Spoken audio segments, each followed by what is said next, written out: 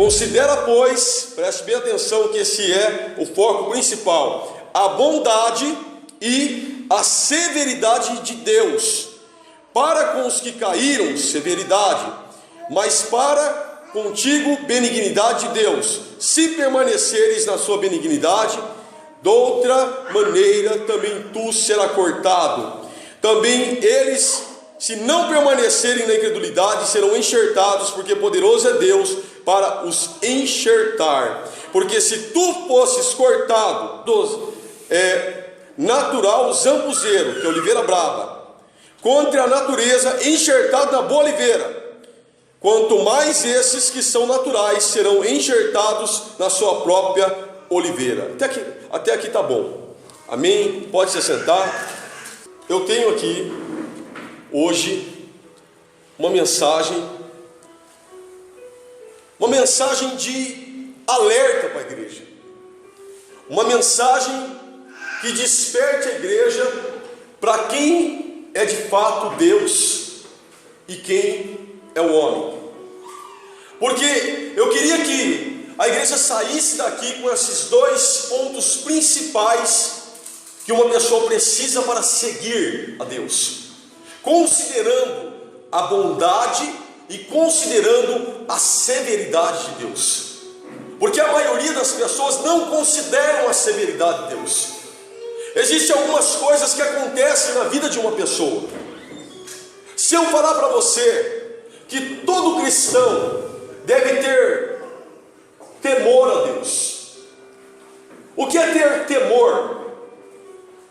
E o que é ter medo? O que é ter reverência?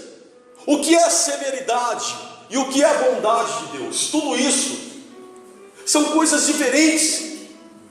Eu posso falar para você que o medo ele faz coisas acontecer. Que se por acaso um pitbull escapar e alguém falar, cuidado que o pitbull vai te morder, você pula muros que você nunca pularia sem medo. Eu tenho certeza que se houvesse um muro dessa altura você pularia, por causa do medo que se tem de levar uma mordida daquele cachorro. Agora, por causa do medo, há pessoas que são dizimistas fiéis, porque morrem de medo do devorador destruir a empresa, do devorador comer as finanças. Tem pessoas que usam roupas mais comportadas, vamos falar assim, porque tem medo da pombagira atacar. Uma vez um pastor falou, cuidado, que se você dormir de short, a pombagira vai te arranhar todo. E apareceu um rapaz até todo arranhado lá. Eu não sei quem foi que arranhou ele, mas a pombagira não foi. Mas a pessoa tem medo. Eu falei, pois eu durmo com a minha esposa e nunca tive um arranhãozinho da pombagira. Então a pessoa obedece porque vai que a pombagira arranhou aquele, você viu, agora eu tenho que fazer assim, eu tenho que ser dizimista, porque senão a minha empresa vai falir, eu tenho o medo, ele faz esse tipo de coisa. Mas acontece que a obra de Deus, a igreja de Jesus, não é por força, nem por violência, é pelo poder do Espírito Santo, é algo que você sente. O que a igreja precisa ter é o temor a Deus. Aleluia. O temor é algo diferente. O temor é aquilo que faz com que você faça as coisas. Você toca na Bíblia. Se você vê uma Bíblia no chão, você não aceita que aquela Bíblia esteja no chão. Por quê? Porque você sabe que é a voz de Deus que está escrito ali. Então você vai e pega aquela Bíblia e você coloca num lugar alto, você coloca na mesa. Quando você vai compor um louvor, por exemplo, quem compõe, eu componho, pastor Cristian compõe, você vai compor um louvor bíblico. Você não vai aceitar com que entre ali, com que seja introduzido alguma coisa que glorifique o ser humano. Por quê? Porque você tem temor a Deus.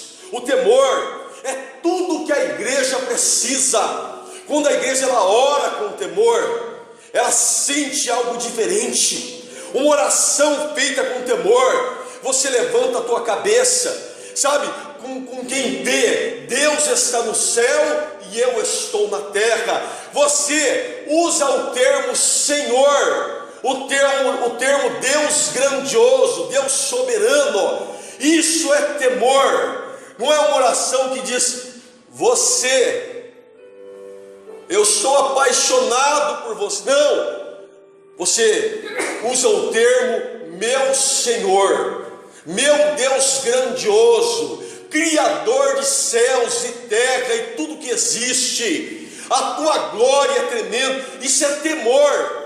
É o temor que faz com que a pessoa tenha dedicação às coisas de Deus, que ela olha para o reino de Deus, ela olha para a obra de Deus, ela ama, sabe, ela pisa diferente no solo, aonde vai se cultuar a Deus. Isso tudo é temor. Temor está quando, olha, eu vou sair, eu vou me vestir, sabe, de uma forma que eu exalte o nome de Deus. Eu vou falar de uma maneira que eu exalte o nome de Deus, que eu glorifique o nome de Deus. Eu vou deixar minha casa de uma maneira que exalte o nome de Deus.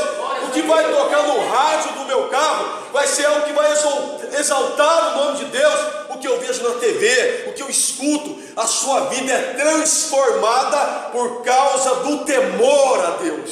Isso é temor. Mas isso, considera a severidade.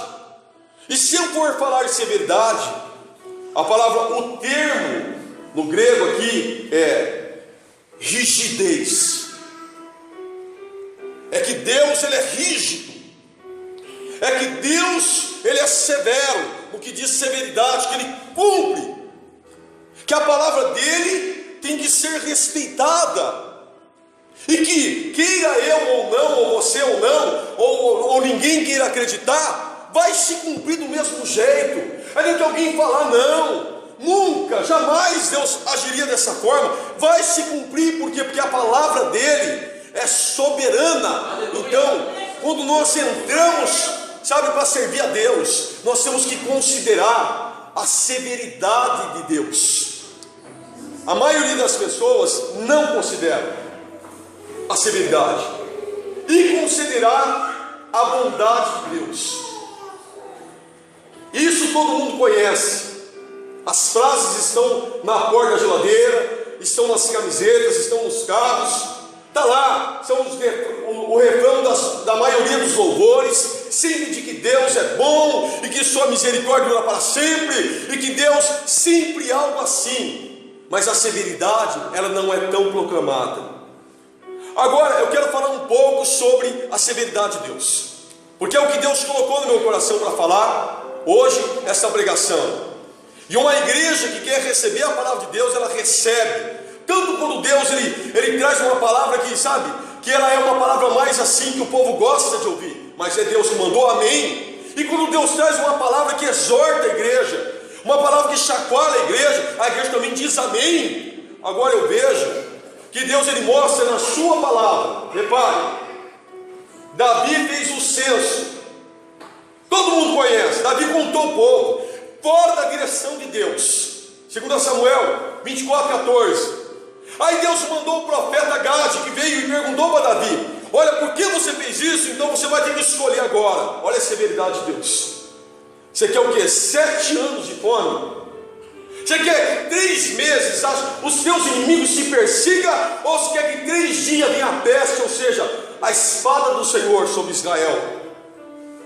Aí Davi, ele considera as duas coisas. Ele fala: não caia eu nas mãos dos homens, mas caia eu na mão de Deus, que muitas são as suas misericórdias. E ele escolheu cair na mão de Deus. Aleluia!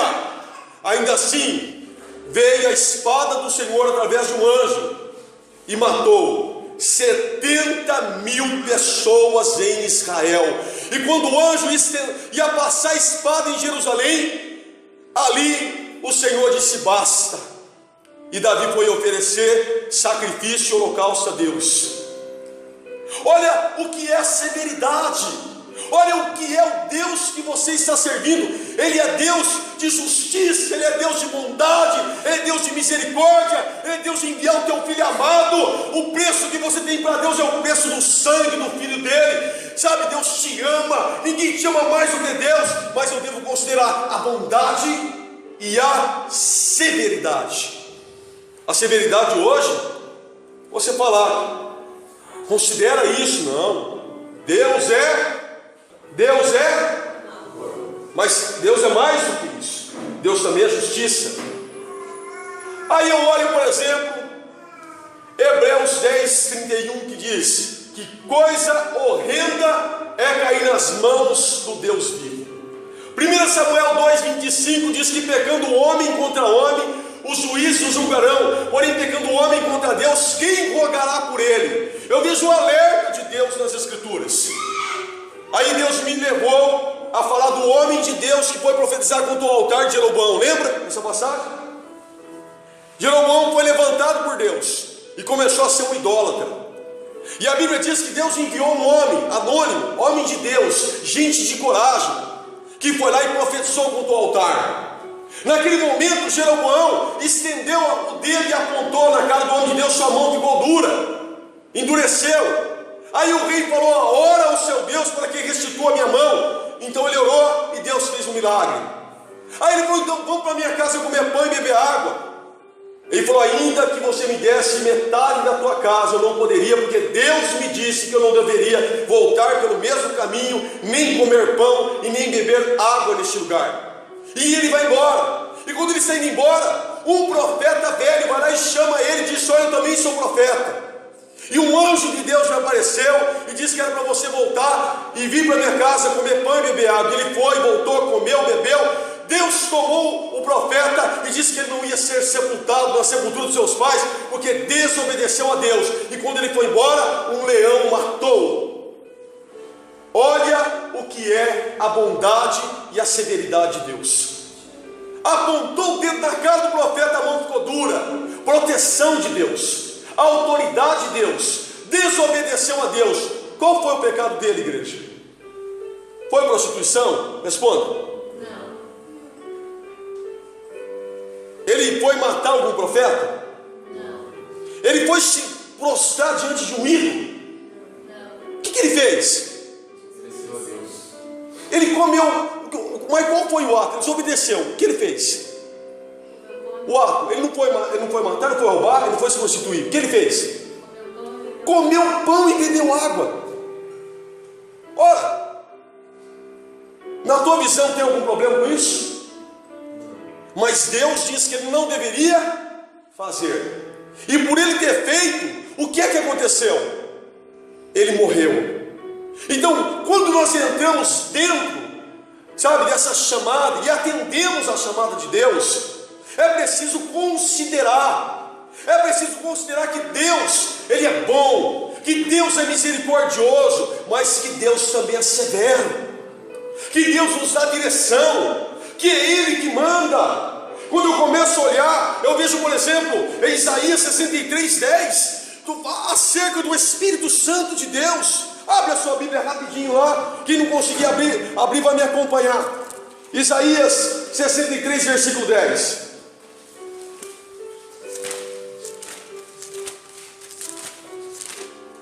O Espírito Santo, Ele é o nosso Consolador. O Espírito Santo, Ele é tudo que o cristão precisa para prosseguir, porque Ele é força dentro da igreja, Ele é força dentro de você. Você é templo do Espírito Santo. É Ele que convence o homem do pecado, da justiça, do juízo. Aí eu vejo em Isaías 63:10, diz assim: mas eles foram rebeldes e contristaram o seu Espírito Santo, pelo que se lhe tornou em inimigos, e Ele mesmo pelejou contra eles. Ora, considera a bondade e a severidade de Deus, o próprio Espírito, porque eles foram rebeldes, porque entristeceram o Espírito Santo. Então o que Deus me traz hoje é que nós devemos de retomar o pensamento e começar a pensar. Olha, está escrito em Romanos, é a história dos gentios. É quando nós entramos ali no cristianismo, quando os judeus rejeitaram, o Senhor falou: considera. O Espírito Santo convence o homem do pecado, da justiça e do juízo. Mas todo aquele que pecar, até mesmo contra o filho, tem perdão, igreja? Tem. O que pecar contra o filho tem perdão? Sim. O que pecar contra o pai tem perdão? Sim. E o que blasfemar contra o Espírito tem perdão? Não. considera a bondade e a severidade de Deus. Em Êxodo capítulo de número 20, versículo 18 ao 19, quando o povo viu um monte fumegando, Moisés estava lá, todas aquelas vozes de buzina, o fogo, o povo se espantou e falou: Moisés, fale você conosco que não Deus, para que não morramos. Hoje você vê coisas horríveis dentro da casa de Deus.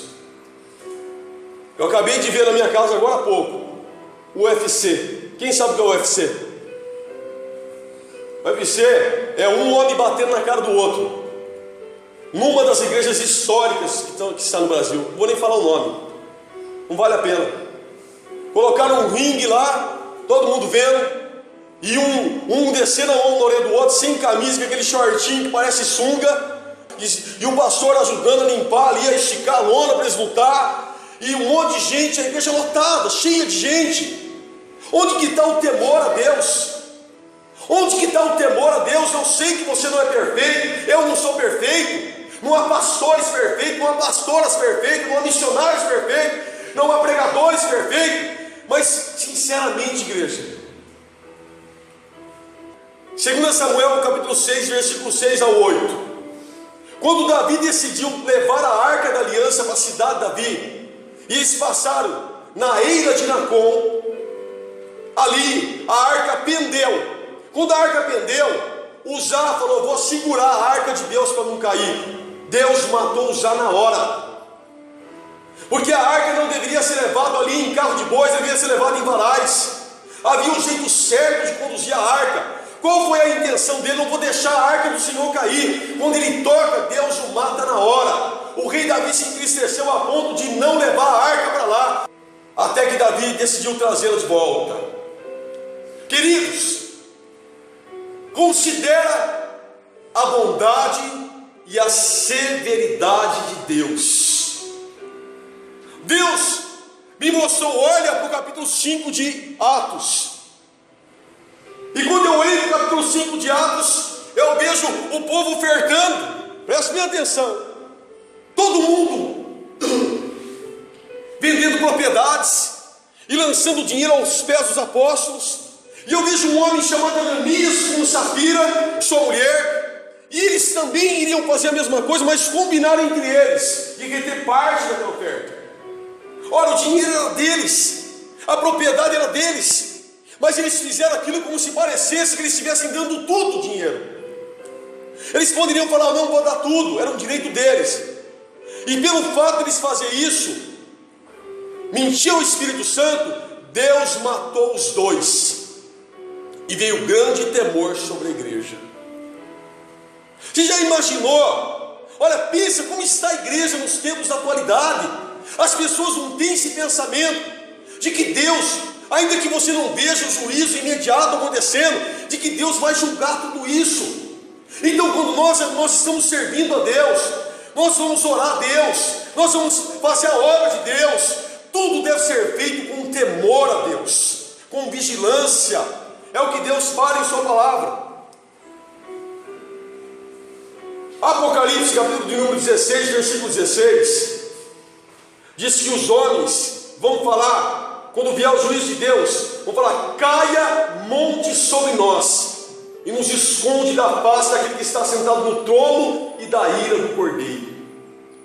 Eu olho para o dilúvio, eu vejo uma multidão de pessoas morrendo, Deus matando todo aquele povo. Por quê? Porque aquele povo estava longe de Deus e havia corrompido o seu coração, salvando só Noé e tua casa, 8 pessoas. E em uma multidão de pessoas, casais, jovens, crianças, grávidas, idosos, pessoas doentes. Você já parou para pensar? Aquela água subindo, vindo, matando, levando todo mundo, as pessoas gritando, não achando lugar para sair. E a água vindo e matando, por quê? Porque Deus falou: eu vou acabar com tudo isso agora. Consideremos então a bondade e a severidade de Deus. Eu estou falando da severidade, mas eu vou falar da bondade de Deus também. Consideremos, nós podemos viver toda a nossa vida, dormindo, pensando que estamos servindo. Eu falei aqui, dei o testemunho da minha prima, de quando ela partiu, que foi rápido, que aconteceu, de que ela sempre foi uma pessoa disposta a fazer a obra de Deus. Está aí a minha mãe, conhece, né, em presídios. E quando ela estava agora prestes a ser levada, houve algo interessante que aconteceu com ela. Ela começou a se preocupar mais com as suas vestimentas, tá? A ponto de falar: esse tipo de roupa eu não quero usar mais, porque isso aqui vai desagradar a Deus. Ela começou a se preocupar mais com a roupa que ela vestia. Agora, eu pergunto a você: quem foi que fez isso? Quem, igreja? Deus fez isso. Mas e aquelas pessoas que não têm tempo para ser... Não, é de uma hora para outra, tudo, já morreu. Morreu, dormindo todo o tempo de vida, sem considerar a bondade e a severidade de Deus. Não deu tempo. Então existe um tempo em que tudo se acaba. A tua vida vai acabar. Pode ser algo rápido, pode ser algo que você ainda tem algum tempo longo nessa terra, ou pode ser em pouco tempo. Você pode ir, eu posso ir, o esposo, filhos, nós estamos todos no mesmo barco. Não sabemos o dia da nossa morte.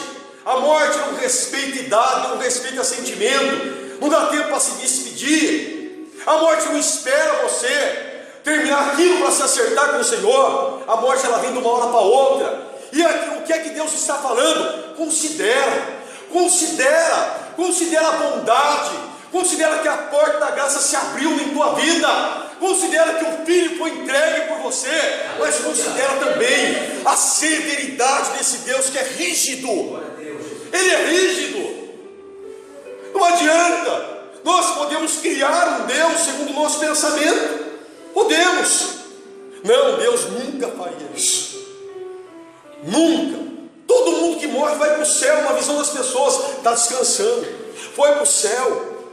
Mas a Bíblia diz em Apocalipse capítulo de número 20, versículo 12, e ali fala que todos que não foram achados no livro da vida, que os homens foram julgados segundo as suas obras, e todos que não foram achados escritos no livro da vida foram lançados no lago que arde com fogo e enxofre. É a segunda morte. Dali nunca mais se sai.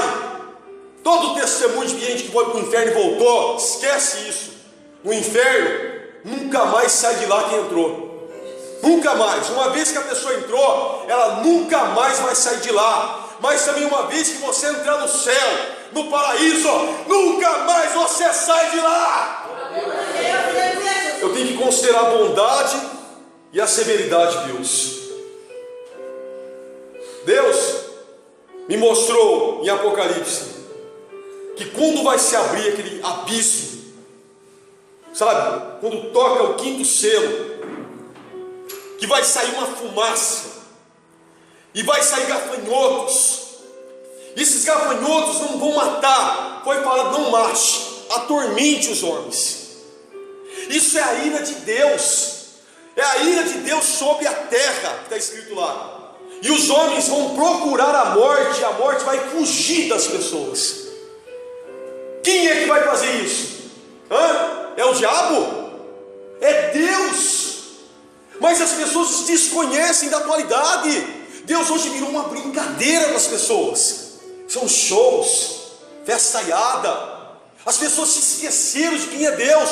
Imagina uma pessoa sendo torturada por gafanhotos em Apocalipse e pedir: eu quero morrer, eu quero morrer. E a morte fugir dessas pessoas. Terrível. Quando você olha, dá para você imaginar como serão esses bichos? Imagina. Como serão esses gafanhotos de Apocalipse? Torturando. A pessoa pedindo, clamando pela morte. E a morte fugindo. Não, por quê? Porque você deve sofrer agora. A Bíblia diz em Apocalipse 2, versículo 1, e fala que o anjo da igreja de Éfeso, ele era dedicado, que ele rejeitava aqueles que se diziam ser apóstolos e não eram, que até as obras que ele tinha eram maior do que as primeiras. Mas aí o Senhor fala: tenho contra ti que deixasse o teu primeiro amor. Arrepende-te, lembra de onde caíste, lembra, procura se lembrar, aonde foi que tudo aconteceu, quando foi que houve o desvio, quando foi que houve a fraqueza, e diz: arrepende-te, porque se você não se arrepender, eu vou vir a ti, e eu vou mover o teu candeeiro do teu lugar. Ora, um homem que tinha obras, um homem que discernia falsos apóstolos, mas porque o seu amor já não era mais o mesmo com a obra, o Senhor disse: tenho isso contra ti. Isso é considerar a bondade e a severidade de Deus, é olhar para a história de Saul e ver que Deus levantou Saul. Saul foi levantado por Deus, e quando Saul se desvia, quando Saul vai consultar pitonisa, quando Saul vai sacrificar a Deus sem poder, Deus fala: olha, se você tivesse sido obediente, o teu reinado seria confirmado para sempre. Mas agora, Deus já tem buscado um homem segundo o teu coração, que faça toda a tua vontade. Ou seja, parou aqui, Saul, acabou. Bondade e severidade. Você sabia que quando Deus, ele falou para Saul, que já estava buscando um homem segundo o coração, foi no segundo ano do reinado de Saul. Presta bem atenção, que é a hora que a mensagem ela vai fazer assim agora. Segundo ano do reinado de Saul. Saul reinou 40 anos. Davi, quando começou a reinar, quando terminou 40 anos de Saul, Davi começou a reinar. Davi tinha 30 anos de vida. Então significa que quando Davi começou a reinar, veja bem, no segundo ano do reinado de Saul, foi falado que Deus levantava um homem segundo o seu coração. Davi não tinha nem nascido. Faltava 8 anos. Tira 10, sobra 30. Faltava 8 anos para Davi nascer. E Deus falou: já busquei um homem segundo o meu coração. Sabe o que significa isso? Que quando uma porta se fecha na tua cara ali, ainda que outra porta lá nem exista, Deus já está levantando outra na tua vida. Ainda que você não veja, ainda que você fala: cadê essa porta? Quando fechou aqui, lá na frente está sendo levantado. Quando alguém ali não está te recebendo, lá na frente já haverá quem Deus levantou para te receber. Aleluia! Porque eu considero a bondade e considero a severidade de Deus. Deus é poderoso e Deus sabe o que faz. Quando eu buscava essa mensagem, o Senhor me falou acerca das bodas, as bodas do Cordeiro. Mateus 22, versículo 1 ao 14. Quando aquele rei prepara as bodas do filho e fala: vai convidar, vai chamar os convidados, quem é digno. Tudo pronto. Os bois já estavam cevados, e cada um correu, um para o seu campo, outro para o seu negócio, e falou: me tenha por desculpado. Então aquele rei se virou e falou: sai e convida todos que encontrarem pelo caminho, pelas encruzilhadas, e saiu convidando qualquer pessoa que não era digno daquela festa. É o teu caso, é o meu caso. E o lugar ficou cheio, repleto de pessoas. Sabe por quê? Porque tudo aquilo que é de Deus não para. Sabe por quê? Porque estava tudo pronto, era para eles, mas eles não queriam.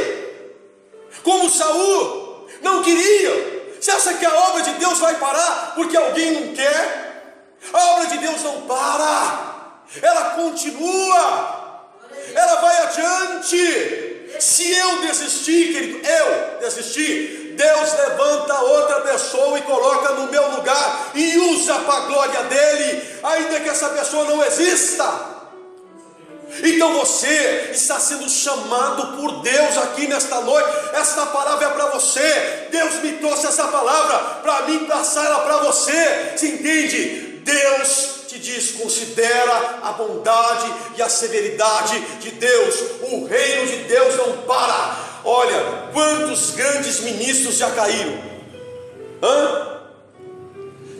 O Senhor falou: olha, se esse povo se calar, as pedras vão clamar no lugar deles. Eu vejo crianças sendo usadas por Deus hoje, crianças ocupando o púlpito e pregando, e Deus usando tremendamente. Eu vejo pessoas que nunca fizeram teologia na sua vida e Deus usando tremendamente. Pessoas que nunca imaginou Deus levantando, que saindo da casa de prostituição e abrindo a Bíblia e pregando, e Deus derramando poder sobre a igreja. Eu vejo homossexuais sendo libertos do homossexualismo e Deus usando para a glória dele. Por quê? Porque o reino de Deus não para. Não para. A obra dele não para. Não para. Então, queridos, eu devo considerar a bondade e a severidade de Deus. Quando eu olho para Romanos, eu vejo que Israel rejeitou o Messias. Eles, oliveira verdadeira, foi quebrado os ramos, e nós, zambujeiro, oliveira brava. Eu fui pesquisar, minha madeira da oliveira brava serve para nada. Você não faz nada com ela, nem com a madeira. O fruto não dá para comer, não dá para fazer nada. Aí Deus foi lá e pegou eu e você e falou: vou enxertar aqui, ó, para poder receber a seiva da oliveira verdadeira. Aleluia. Aleluia. O que significa isso? É os convidados, é aquele que não podia comer naquele banquete, sabe? Quando eles rejeitaram, o Senhor falou: então vai lá e chama aquele povo que não merece, porque eu quero ver esse povo comendo na minha mesa, eu quero ver ele das bodas do meu filho. Eu não tinha direito, você não tinha direito. Quem aqui pode levantar? Falar: eu sou tão bom, meu coraçãozinho era tão bom. Deus já olhava dentro de mim e via que o meu coraçãozinho era tão puro. E aí então Deus falou: deixa eu pegar esse puro para mim. Todos nós, não há um entre nós aqui que pode bater a mão no peito e falar: eu merecia isso. Nós não merecíamos. E aí ele pegou e enxertou. E o versículo aqui 24 diz: contra a natureza. Ou seja, não poderíamos receber aquela seiva, não havia forma de termos o direito disso. E ele foi lá e fez um milagre, porque há muitos na tua casa, na tua família, dentre os teus, que também vai ser contra a natureza que eles vão ser enxertados na oliveira verdadeira. Ah, mas não, aquele coração é duro, não conhece, o pensamento é outro. Contra a natureza. Eu digo a você que o Espírito de Deus estará convencendo essa pessoa do pecado, da justiça, do juízo, e também vai ser participante sem merecer, porque Deus é poderoso e misericordioso. Aleluia. Mas eu devo considerar a bondade e a severidade de Deus, porque quando eu olho para Israel, Israel, já pensou sobre Israel? Um povo escolhido por Deus, um povo que viu mar se abrir, um povo que foi coberto de promessas, um povo que viu Deus ressuscitando mortos, um povo que viu enfermidades desaparecer, que viu Deus trovejar desde os céus contra os seus inimigos, um povo que viu a glória no tabernáculo, que viu a glória de Deus no templo, que viu o poder de Deus usar um menino para derrubar um gigante enorme como Golias, um povo que comeu o pão que desceu do céu, um povo que foi aquecido no deserto e que foi refrigerado no deserto, um povo que via a nuvem no tabernáculo se levantar e falar: me segue. Um povo como Israel. O Senhor falou que por eles ter rejeitado, foram quebrados os seus ramos, e você foi colocado no lugar deles. Então fala, o Senhor diz: considera isso, porque se você também não considerar, você também vai ser cortado. Ora, isso mostra que Deus, Ele também quer enxertar Israel de volta, porque Ele diz aqui, no versículo de número 11, no versículo de número 12: e se a sua queda é a riqueza do mundo, e a sua diminuição a riqueza dos gentios, quanto mais a sua plenitude. Também diz que se eles voltarem, Deus enxerta de novo. Sabe o que é isso? Isso aqui é uma promessa de Deus tanto as pessoas que nunca conheceram a palavra de Deus, quanto aqueles que conheceram, aqueles que um dia profetizaram, aqueles que um dia estiveram no caminho de Deus, fazendo a vontade de Deus.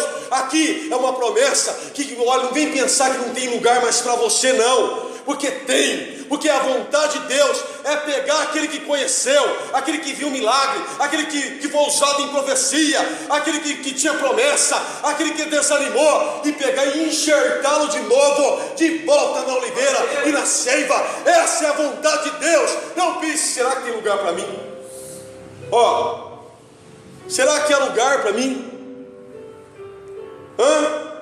Deus já pegou e já colocou lá, já enxertou.